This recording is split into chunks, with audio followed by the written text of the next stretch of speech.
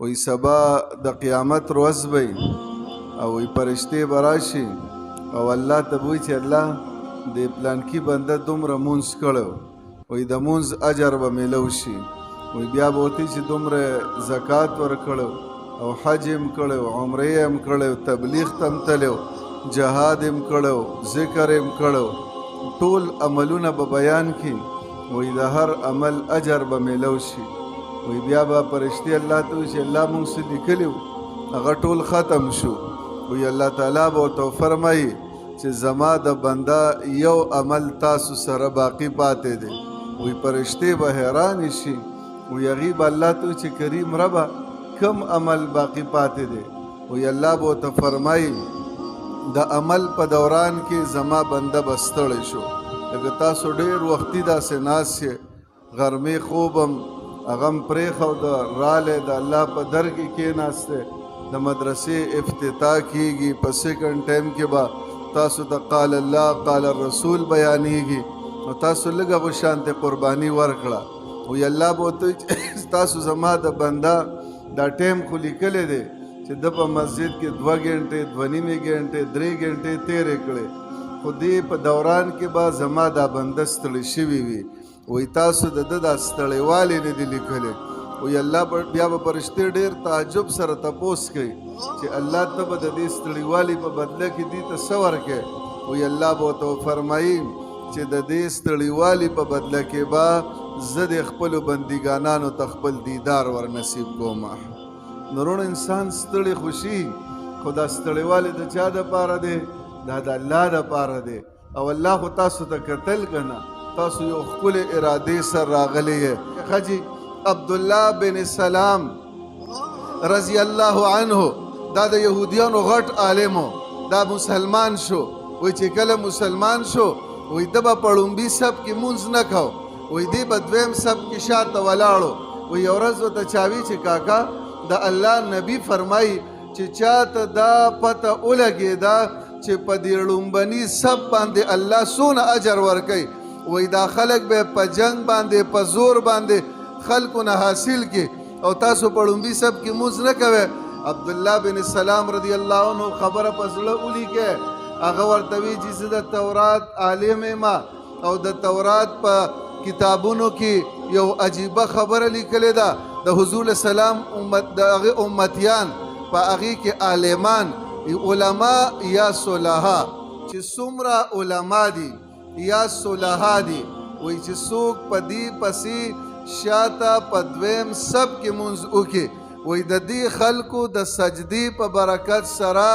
الله پاک چې کوم دی د دې شاته ټولو خلکو مغفرت کوي وایي زه عبدالله بن سلام رضی الله عنه ورته وی وایي زه په دویم صف کې مونځ ځکه کومه د علما او صلحا پسې چې الله پاک زما مغفرت وکړي نورونو دا خو لوی خلق دي که نه زمونږ ستاسو په سمجھ کې راځي نه علما خو الله نبی فرمایي د ځمکې ښکلا او د ځمکې زینت دا چې کوم دی په علماو سره دی څنګه چې اسمان دا په ستورو باندې الله پاک ښایسته کړی دی وایي دقه شان الله پاک دا ځمکه دا په علماو باندې ښایسته کړی ده خو زمونږ سمجھ کې بیا هم نه راځي ځان سره یو څو خبرې ته کوم ورونو دا یاد کې چې زمونږ په زړونو کې جذبه پیدا شي پلار ته هم پته نه لګي مور ته پته نه لګي بچنګو ته پته نه لګي یاره مور پلار نیک عمله شي الله به ته بچیان د عمر بن عبدالعزیز رحمت الله علیه پشان پیدا کی عمر رضی الله عنه پلار باندې گش کو ماخام ټیم دی یو ښځه خپل لور ته وی بچي وی دا پیغو اسم خرڅو وی اوبه پکې لګې واچوه پیسې به راله ډېرې وکړي هغه ورته څه وی بېبې تا ته پته نه ده چې امیر المؤمنین عمر رضی الله عنه منې فرمایلی ده دا مور ورته وی چې بچي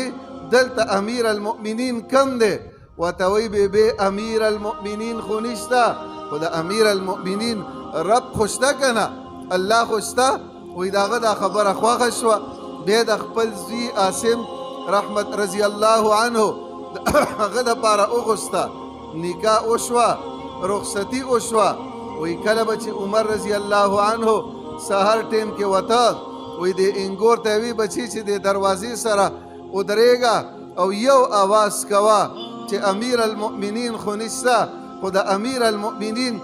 رب خو شته که نه وی دې سره به په امیر المؤمنین باندې بېهوشي غوندې کې راله بیا ګوره دا ښځه دا خاوند دا دواړه نیکان صالحان وو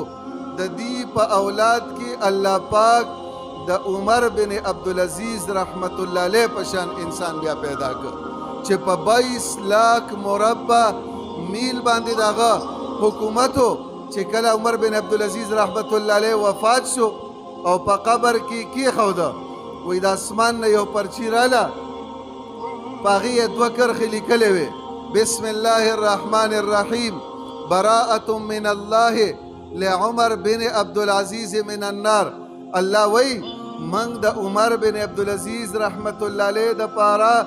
د جهنم د اور نه د براءت اعلان وکړه